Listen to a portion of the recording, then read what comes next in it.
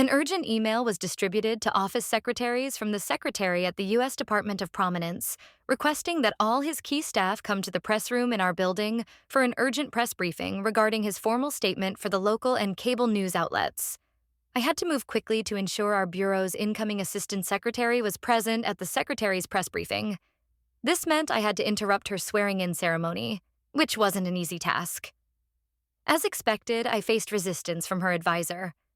At that specific time, our incoming assistant secretary, AS Mrs. Hadid, was attending her swearing-in ceremony with dignitaries, guests, family, colleagues, foreign and U.S. government officials, and her bureau's staff. The location of that ceremony was on the 8th floor in the most palatial and modern space for official ceremonies called the Jack Quick Room.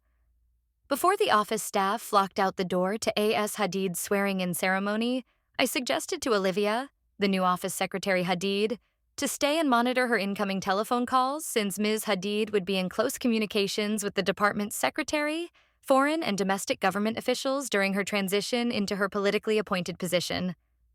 Olivia did not take my advice and attended the ceremony. After Olivia declined my recommendation, I asked her to transfer her desk's telephone lines to my desk telephone so I could monitor her principal, Hadid's, incoming telephone calls. I was the only person left in the office. I was sitting at my desk, sipping Coca-Cola and reading emails. Experiences taught me always to be ready on the job for the unexpected, which meant dressing professionally. I had on my flat ballerina shoes, my skirt suit jacket was dangling off the back of my chair, my blouse's bow tie was untied, and the soft sounds of classical music were filling the air from my computer. An incoming telephone call came across Olivia's telephone line to my desk. It was the Deputy Secretary of the U.S. Department of Prominence. Yikes. I listened attentively and took notes while he was talking. It was a command that all the Secretary of Prominence's principals and incoming principals attend the Secretary's impromptu press briefing immediately. I informed the Deputy Secretary that my principal was at her swearing-in ceremony in the Jack Quick Room. He said, "Assistant Secretary Hadid must attend this press briefing, so go get her." I reassured the Deputy Secretary that I would pull Mrs. Hadid from the ceremony, and she would be there as soon as possible. Again, you will never know where your job will send you, so dressing professionally makes a good first impression, and it promotes respect from others. My downtime was over. I kicked off the ballerina flat shoes and slipped on my pointed-toe, high-heeled black suede pumps, tied up my blouse's bow tie, and put on my skirt suit jacket. I grabbed a steno pad and an ink pen. I sipped my Coca-Cola soda and made a mad dash out the door. My high heels made a click-clack sound on the marble corridor floors as I raced towards the elevators to get to the first floor. The first floor at the main entrance of the building is where the elevators are that we use to take us to the 8th floor. All the other elevators in the building only go to the 7th floor. These elevators would take me to the 8th floor, to the Jack Quick Room. My office was located on the 5th floor. The elevators took too long to arrive. So I charged the stairwell and walked down the 5 flights of steps to the first floor. The first floor was bustling with security staff, news reporters with cameras, tourists, and employees. I walked swiftly toward the 8th floor elevators. In the distance, there was a good-looking government official yelling my name. He was Senator Sadowski, a Republican. "Mia Edwards, how are you?" Mr. Sadowski was once my bureau's assistant secretary at the Department of Prominence. He is now a U.S. Senator for Alaska. I had to stop and talk with him briefly. He was the person who allowed me to plan the black and white office party for his staff. Once he got close to me, he held out his hand to shake mine. I shook his hand. Mr. Sadowski was attending Mrs. Hadid's swearing-in ceremony. She worked on Sadowski's staff on Capitol Hill as his legal advisor. She is a lawyer. I told him what was happening and that I needed to get an urgent message to Hadid. He encouraged me to move quickly. We bid each other farewell. Finally, I made it to the 8th floor elevators. There were 2 elevators and one was broken. The other elevator was taking forever to arrive, too. I walked up 8 flights of steps to get to the Jack Quick Room. I was out of breath and beads of sweat were dripping along my forehead.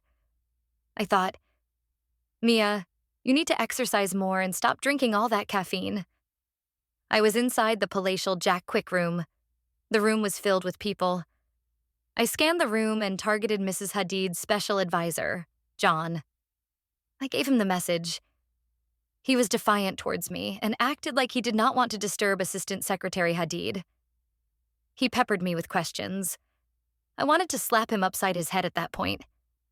Really, what more could I say? The Secretary of Prominence at the Department of Prominence wanted A.S. Hadid at that press briefing, so why would I lie about it? He was wasting time asking me a million questions. I noticed that Mrs. Hadid was looking at me while her special advisor and I were talking.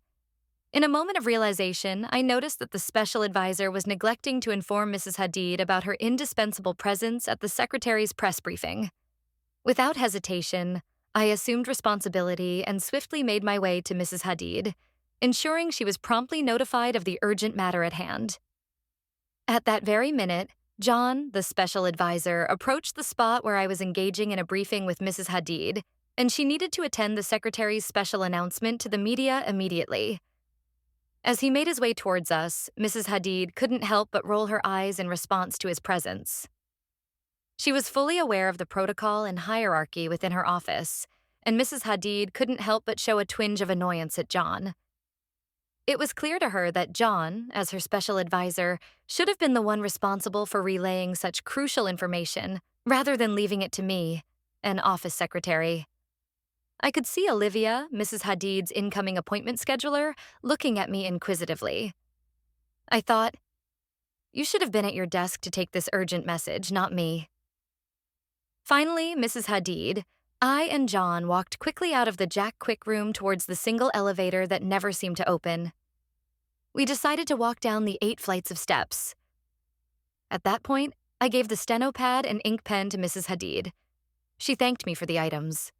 Once on the first floor, they walked towards the press room. I walked in the opposite direction towards our building's mini-market and purchased another Coca-Cola soda.